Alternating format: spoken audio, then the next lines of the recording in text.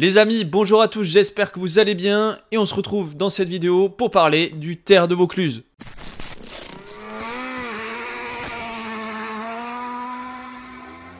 Avant que la vidéo commence, comme d'habitude, n'oublie pas de t'abonner à la chaîne YouTube, à liker la vidéo et à mettre la cloche des notifications pour ne rater aucune des prochaines vidéos. Et on va commencer, donc on va parler du Terre de Vaucluse, la 7e manche du championnat de France des rallyes terre et aussi la dernière. Et on a eu droit à des conditions plutôt difficiles puisque c'était très boueux. Il a plu juste avant l'épreuve et pendant la nuit du samedi à dimanche. Donc on va voir ce qui s'est passé durant cette épreuve. On commence cette vidéo pour changer avec une catégorie que j'ai pas l'habitude d'aborder, mais on va parler du VHC, les véhicules historiques de compétition. Cette ultime manche permet de connaître les champions 2023 et il s'agit de l'équipage Hugo BKR et Florent Delpech au volant de leur 205 GTI. Sur cette épreuve, ils terminent 5e, un résultat suffisant pour empocher le titre. Allez, on retourne du côté des modernes et le rallye a commencé par la confirmation du titre de Jean-Baptiste Franceschi qui avait seulement besoin d'empocher les 2 points du départ. Oui, puisque sur les championnats de France, vous le savez, il y a 2 points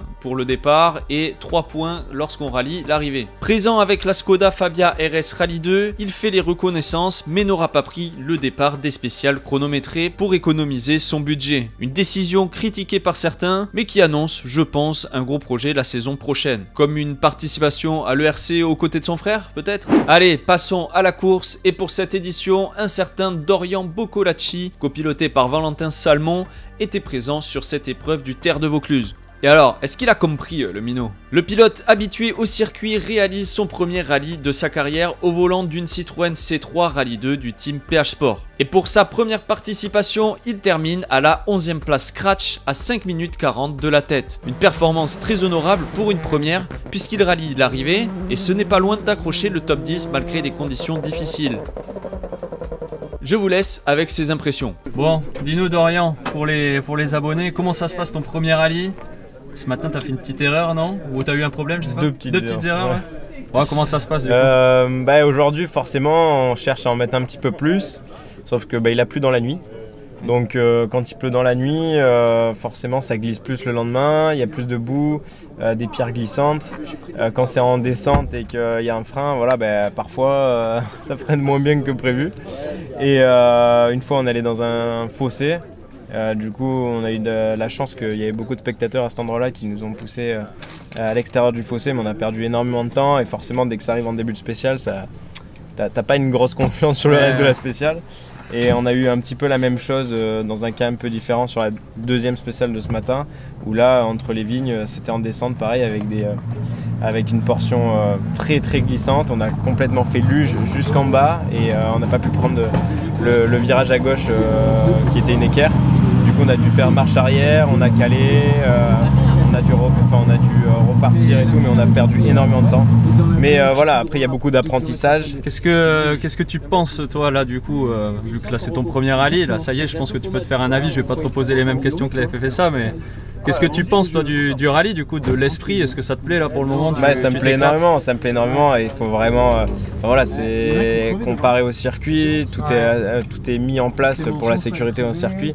Là c'est vrai que voilà, t'as des arbres un peu de partout et si t'es pas sûr de toi et si t'es pas sûr surtout des notes que tu prends, parce que là on a un seul passage de prise de notes, et quand on n'a pas trop l'expérience forcément c'est compliqué parce qu'on annonce des notes mais on n'est pas sûr de ce qu'on raconte, on n'est pas sûr au moment où on va passer entre 50 km/h pendant la prise de notes et quand on est à 150 par exemple en spécial, comment ça va réagir, est-ce que le virage va arriver de la même manière, enfin est-ce qu'on l'a bien anticipé.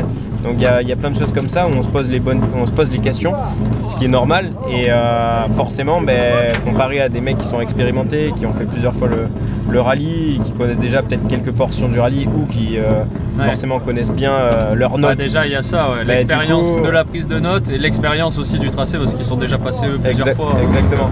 Donc voilà, tout ça fait que tu as plus confiance et dans un endroit où tu dois rester à fond ou quoi, derrière des arbres que tu vois pas.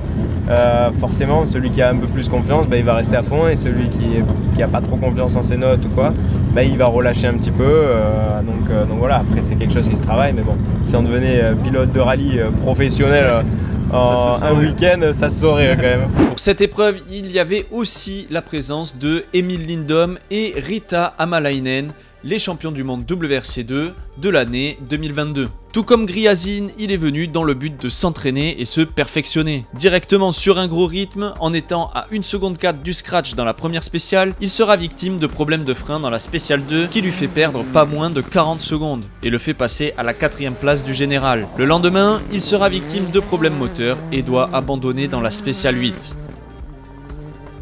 On continue avec le top 5 et pour la 5e place, on retrouve Quentin Ribaud et Mélissa Declercq au volant de la Clio Rallye 3. C'est le 2e top 5 de l'année pour l'équipage au volant de cette petite bombinette. Largement au-dessus de ses concurrents de la catégorie, il se bagarre au milieu des Rallye 2 et parvient même à doubler Rabas dans la dernière spéciale du rallye.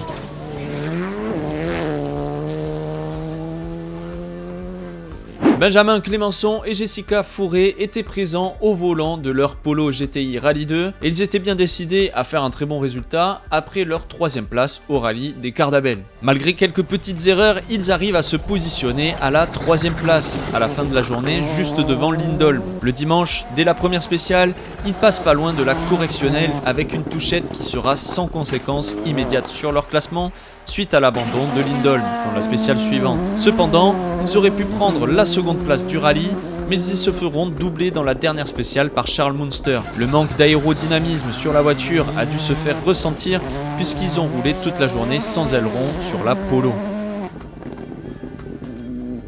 En parlant de Charles Munster et Loris Pascoe, ils ont réalisé ce week-end leur meilleur résultat sur le championnat de France. Plutôt en retrait au départ du rallye, en étant positionnés à la 5e place, ils profiteront de l'abandon de Lindholm pour passer à la 4e place lors de la seconde journée. Dans la dernière boucle, ils osent le rythme et doublent Todeschini qui est victime de problèmes mécaniques et Clémençon dans l'ultime chrono pour seulement 3,7 secondes. Cela donne une 2e place au général à l'arrivée et leur premier temps scratch remporté dans la dernière spéciale du rallye.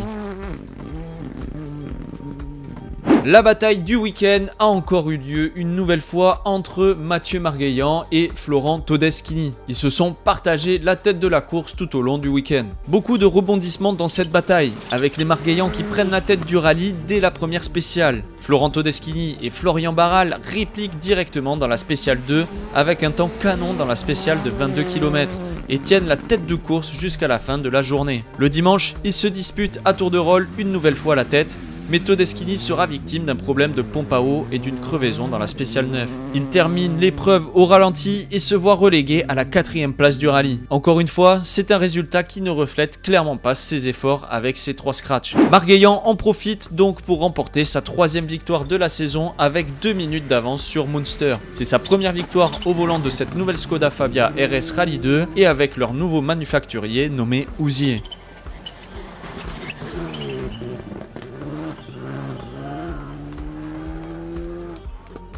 Le classement général final donne donc Franceschi en tête avec 126 points, devant Todeschini 2e avec 115 points. Margueillan est 3e avec 99 points malgré ses 3 victoires cette saison. À la 4e place avec 88 points, on retrouve Benjamin Clémençon et pour finir ce top 5, Charles Munster est 5e avec 76 points. Bon, visiblement, ils avaient le droit d'utiliser leur manche joker. Là, je vous ai donné le classement avec toutes les manches, mais voilà, vous l'avez compris, même avec la manche joker, c'est Jean-Baptiste Franceschi qui remporte le championnat. Dans la catégorie 2 roues motrices, c'est Sarah Rumeau et Julie Amblard qui s'imposent dans cette catégorie au volant de leur 208 Rallye 4. Elle termine à la 23e place scratch de l'épreuve. Auteur d'une superbe course au volant de la Clio Rallye 5, Tom Pelleray et Hervé Fauché échouent à la 2e place de la catégorie, notamment à cause d'une crevaison dans la spéciale 7 qui leur a fait perdre énormément de temps. À la 3e place, on retrouve Jean-Sébastien Vigion et Amandine Bordery, toujours au volant de la Clio Rallye 5.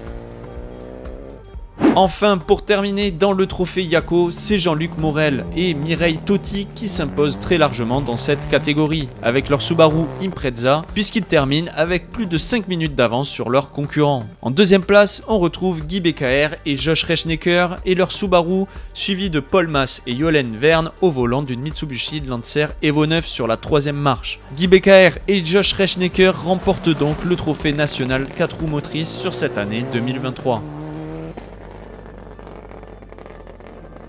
Voilà les amis, j'espère que cette vidéo vous aura plu. C'est la fin de ce championnat de France des rallyes terre. Ça fait un petit pincement au cœur à chaque fois quand c'est la fin de saison. Mais on se retrouve très vite l'année prochaine pour un nouveau championnat. Normalement Margueillan devrait être là, il a confirmé durant les interviews. Todeschini, j'ai pas trop d'infos, mais bon, vu ses résultats, je pense qu'il va remettre le couvert. Et après avoir, peut-être qu'on aura de nouveaux participants. J'espère en tout cas, puisque le niveau depuis 2 ans, là sur le championnat de France, est vraiment intéressant. Et la preuve, vous l'avez vu, Griazine, Lindholm sont venus, et franchement, nos Français sont clairement pas ridicules face à eux. Donc voilà, on se retrouve très vite pour une prochaine vidéo, et moi je vous dis à bientôt. Ciao!